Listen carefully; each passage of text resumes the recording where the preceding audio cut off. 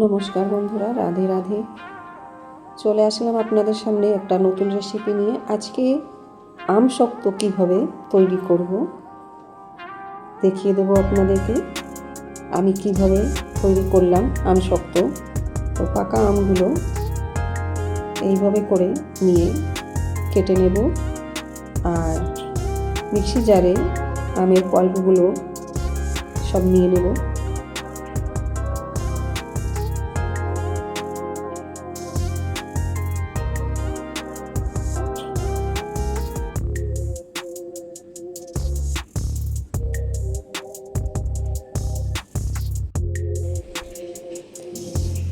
আমের পাল্পগুলো মিক্সি জারে নিয়ে পেস্ট করে নেব।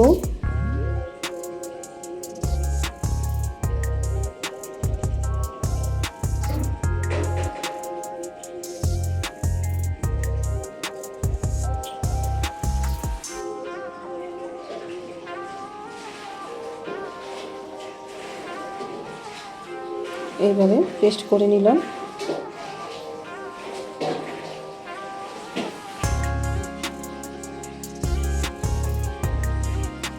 আমি কোনো আঁশ নেই, যদি আঁশ থাকে তাহলে ছেঁকনি দিয়ে ছেঁকে নিতে পারেন। আর এদিকে কড়াই বসিয়ে দিয়ে গ্যাসে আমের পাল্পগুলো সব দিয়ে দিলাম। পেস্ট করা আমগুলো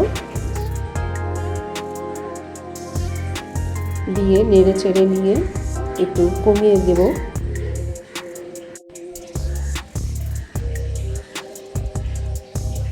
দিয়ে ভালো করে নেড়ে চেড়ে নেব।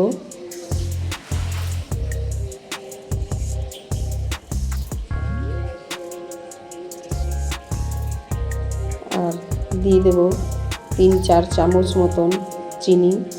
চিনি বেশি দেব না, যেহেতু আম মিষ্টি আছে।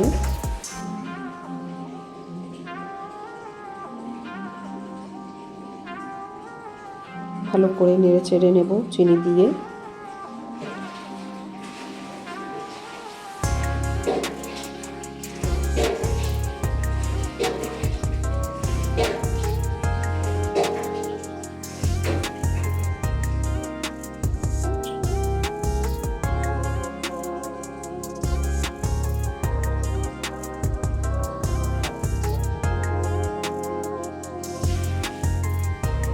আর দিয়ে দিলাম একটু বিট নুন, হাফ চামচ মতন, ছোট্ট হাফ চামচ মতন বিট নুন দিয়ে দিলাম।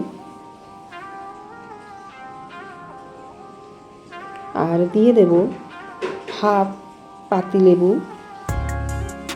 রসটা দিলে বেশ আমশক্ত অনেক দিন থাকে।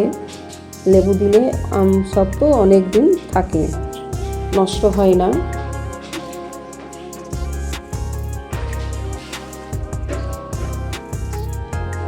এবার ভালো করে এইভাবে অনবরত নাড়তে থাকবো।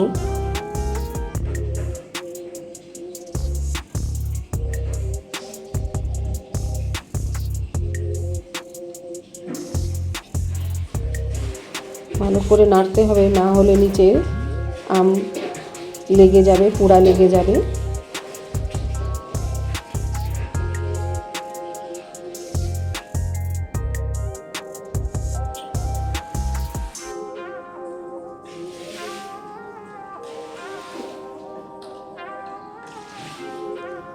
তো এরকম করে কমিয়ে নেব আমের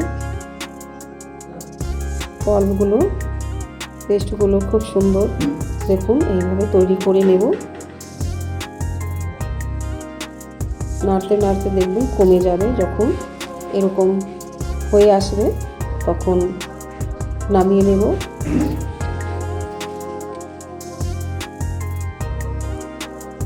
একটা থালাতে তেল লাগিয়ে নেব।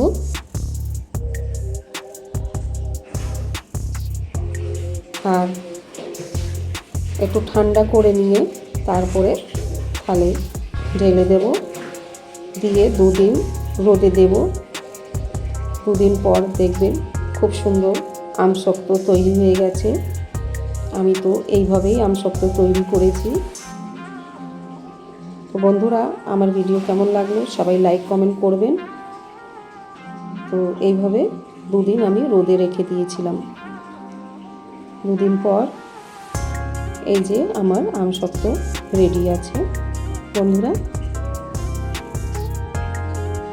যারা যারা বন্ধুরা নতুন আছো চ্যানেলকে সাবস্ক্রাইব করে পাশে থাকবে।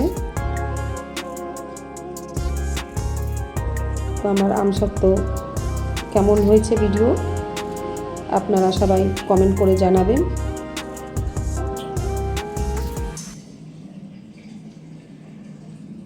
সবাই ভালো থাকবেন, সুস্থ থাকবেন। দেখা হচ্ছে একটা নতুন ভিডিওর সাথে।